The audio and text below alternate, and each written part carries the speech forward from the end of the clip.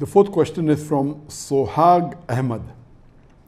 Sir, please debate with David Woods or say something to him as he says lot of rubbish things about you and other Islamic scholars.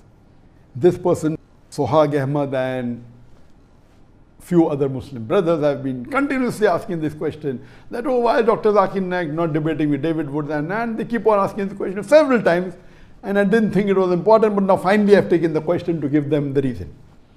Firstly, you have to understand that anyone that challenges a person, it's not required that you should accept the challenge. As far as you realize, there are many non-Muslims who are becoming famous just by trying to criticize a popular person. Generally, it's a general rule, whether Muslim or non-Muslim, if he criticizes a popular personality or a celebrity, that person becomes famous. This is a common thing, it's nothing new. So because of that, David Woods is one of the Christians who has spoken against me and spoken against some of the other Muslim scholars and tries to challenge them. Why I have not accepted such challenges? The reason is that, first of all, we should not give publicity to such people. That is the reason I didn't want to answer this question. Then I thought of answering the question without taking the name of David Woods. If you go to David Woods' YouTube, you find that he has spoken against me, and those videos that made against me gets views more than 1 million or close to 1 million. So we are giving him free publicity. There was a time when I was involved in the Dawah in my initial stages in the early 90s, and when internet was new. In the mid-90s, internet was new, and when I went to America in the mid-90s, one of the first sites that was against Muslims was Answering Islam, and the person who used to run this site was Joshin Katz. And that time we were new in the field of Dawah, and when anyone wrote against Islam, I used to go out of the way and reply to them. Anyone wrote against me, I used to reply to them. And then I realized the moment we reply to them, you have another 10 counter questions. So what we realized, that my positive work is being stopped.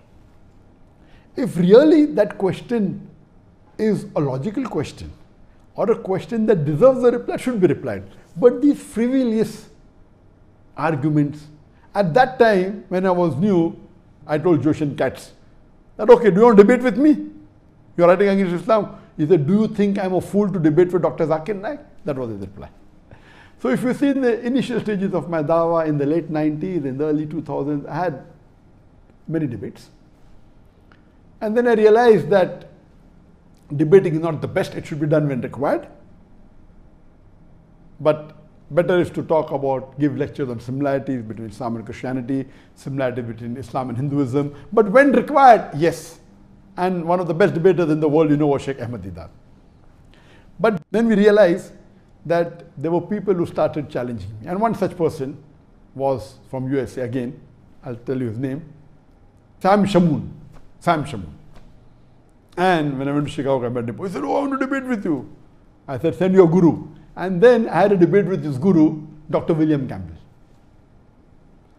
And when I accepted this debate, I was called by the students of USA that Dr. William Campbell wrote a book, Quran and Bible in the Light of Science. And he took out about 30 scientific errors in the Quran. And for 8 years, no Muslim replied. So this book was doing a great damage for the Dawah of the Muslims. And no one replied, so I took up the challenge. I read the book and I went and I debated with it. And alhamdulillah, in Chicago, there were two groups among the Muslims. One group was against the debate. What is this? No one replied. And now this Zakir, who is this young man coming from India? How will he reply? So half the Muslims were against the debate and half the Muslims were for. Alhamdulillah, the debate took place in Chicago and Allah's help was there.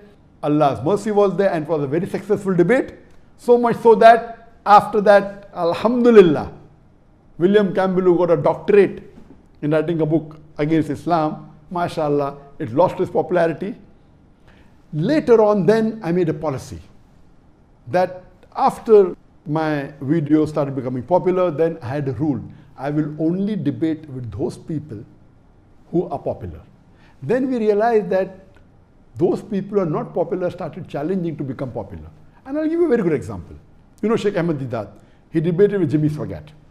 And Jimmy Swaggart at that time was one of the most popular televangelists. He was multiple times more popular than Sheikh Ahmad Deedat. Many people told him, don't go, he will chew you and spit you. But Alhamdulillah, Sheikh Ahmad Deedat had the help of Allah and he gave a knockout to Jimmy Swaggart. We have another example, he debated with Anis Furosh. Anis Furosh wasn't known at all. But when Anis Furosh debated with Sheikh Ahmad Deedat, Alhamdulillah, won him lock, stock and barrel, but Anis Furosh became popular. So what we realize that when you debate with someone who's popular and an unpopular person debates with a popular person, the unpopular person becomes famous overnight. So why should we make the unpopular Christian missionaries as popular? So then I had a policy that anyone wants to debate with me should minimum have at least 2% of the audience that I have in my largest gathering. And earlier I said that anyone who can gather 10,000 people individually for a lecture, I will debate him. After that, there was a middle person who requested me to debate with Sri Sri Ravi Shankar. And you know, Sri Sri Ravi Shankar is one of the most famous Hindu preachers in the world. One of the most. It comes in number 1, 2 and 3. And he has a large following. He has a audience of 20,000, 50,000, alhamdulillah.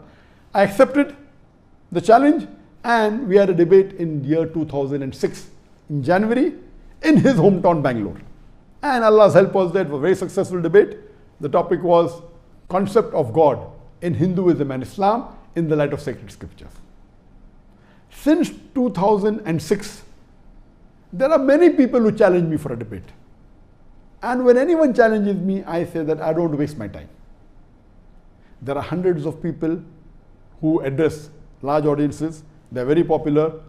And my largest gathering that I have given a lecture is previously was in Kerala, then it was in Kishanganj, Bihar, where more than 1 million people attended. So 2% of 1 million is 20,000. So my criteria was I would not mind debating any non-Muslim on any topic of comparative religion as long as he can gather minimum 20,000 people for his live lecture. Not a conference. In conferences there are 20, 30 speakers. They might not have come for him particularly. So if a person gives a solo lecture and if he can get audience of 20,000 people live, not on the YouTube, not on the Facebook, 20,000 live sitting, then I don't mind debating him. And what I'm asking is not something which is difficult. There are hundreds of Hindu preachers in India who have audiences more than 20,000. There are hundreds of Christian missionaries who have audiences more than 20,000. So I tell, if people like Sam Shamoon or people like David Woods want to have a debate, let them become popular. Why do they want to ride on my bandwagon? And if you can't get that gathering, only thing you have to do is convince with your material any other Christian preacher. There are many. Franklin Graham is there, Billy Graham is there, Morris Cerullo is there. There are many. There are 100 speakers that I know in Christianity who have given live lectures to more than 20,000 people. What you have to do is catch one of them and convince them that your material against me is logical and give it to them. I will have a debate with them. Why should I make you famous overnight? I heard 1 or 2 of his videos that Zakir Naik is a joke. It is. What he's talking is rubbish. But the moment I reply to him, he becomes famous. That's the reason I was avoiding handling this question, because now the moment I take the name of David Woods, most of the people hearing me tonight may not be aware of David Woods. A small percentage maybe. They will go and check. He will become famous. And let me tell you, there are many other people. There was a Dai by the name of Mohammed Hijab. And he came to meet me in Malaysia last year. And he's a fan of mine. He's a good Dai. He personally had a debate with David Woods. I have not seen the video. I was supposed to watch. But some of my colleagues saw it. And they told that Brother Muhammad Hijab, he gave David Woods a knockout. So when others can do the job, why should I waste my time? That's the reason previously we used to reply on the internet. Now we don't. Because the moment you reply, they'll give a counter reply and your work of positive dawah suffers. So that's the reason anyone who wants to debate me, this criteria is there. Give it to a celebrity, give it to a famous personality. He will not be a fool to debate with me. Today, if someone gives $1 million to Shri Ravi Shankar, he will never agree to have a debate with me again. He knows that. Even if you give $2 million to him, he will not. Because he's a celebrity. He will lose his following. And he already lost many people in that debate who are his followers, who called him God. They accepted Islam. So that's the reason I request David Wood to convince any of these 100 Christian missionaries who are popular, who can have audience of more than 20,000. Convince them. If he cannot convince them, why does he want to have a debate with him? When he cannot convince his own Christian brother that the material of his is enough to answer my lectures, why is he wasting his time? These people are only riding on the popularity of other people. Otherwise, he is unknown. And I request the Muslim brothers, please don't waste your time. Please don't waste your time. The person who asked me this question should have, in fact, known that Brother Muhammad Hijab, he had a debate with him and I already answered him. So why should you make David Wood popular? So hope this answers the question. And because I met this criteria since 2006, in the last 14 years, no one has ever wanted to debate me. One of the fans of Sadhguru told me, will you debate Sadhguru? And Sadhguru is a popular person, is not as popular as Shri Ravi Shankar, but he's popular. I told, okay, I accept it, I know he's popular. Okay, if he wants to debate with me, I'm not interested in debating him. He wants to debate, he wants to speak against Islam, wants to challenge me, I'll accept it. Because if he challenges me, and if Allah's help is there, and we present the truth and answer to all his illogical arguments, but naturally he will lose his following. So if people like Sadhguru or someone who's popular want to challenge on any topic of Islam and comparative religion, which I deal with, I accept the challenge. Hope that answers the question.